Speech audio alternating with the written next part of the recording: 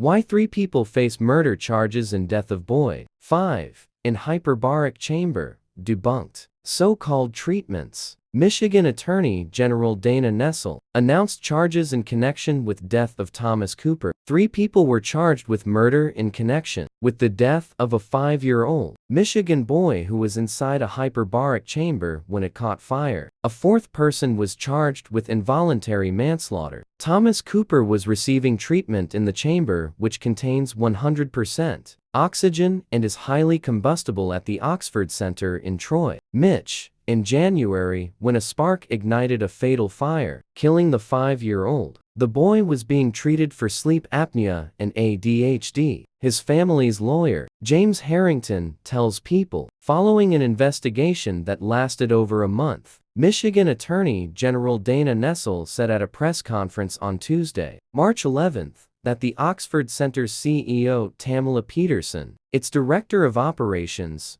Gary Marken, and Safety Director Jeffrey Mosteller had all been arrested and charged with second-degree murder, as well as alternative counts of involuntary manslaughter. Aletta Moffat, who was operating the chamber when it exploded, is charged with involuntary manslaughter and intentionally placing false information on a medical record. As a medical provider, Nessel said, the Oxford Center routinely operated sensitive and lethally dangerous hyperbaric chambers beyond their expected service lifetime and in complete disregard of vital safety measures and practices considered essential by medical and technical professionals, Nessel alleged. The defendants are all set to be arraigned later on March 11th and have not yet entered pleas. Nessel further alleged that the Oxford Center showed wanton or willful disregard for the likelihood that their actions would cause the death of a patient by not following several important safety protocols, which she says makes their alleged actions amount to second-degree murder. Due to the alternative counts, a jury can also decide to convict the defendants on manslaughter charges if the threshold for murder is not reached. According to the Attorney General, this was an unscrupulous business operating powerful machines on children's bodies over and over again to provide unaccredited and debunked so-called treatments, chiefly because it brought cash into the door, Nessel said. Harrington tells People that Thomas' mother suffered burns on her arms after trying to rescue her son from the fire. Thomas' parents turned to the Oxford Center with the hope of alleviating some of the challenges stemming from his sleep apnea and ADHD, Harrington says. He added that the facility made representations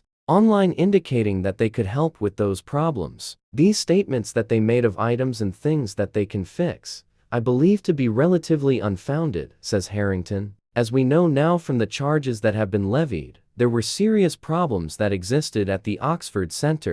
On its website, the Oxford Center claims studies have reported improvement in concentration, communication, working memory, and sleep for ADHD patients who underwent hyperbaric therapy. In a statement to WJ, the Oxford Center said it was disappointed to see charges filed. Harrington says he found it almost comical that the center said it was disappointed. There's a family that's disappointed in the treatment that they received for their son, he says.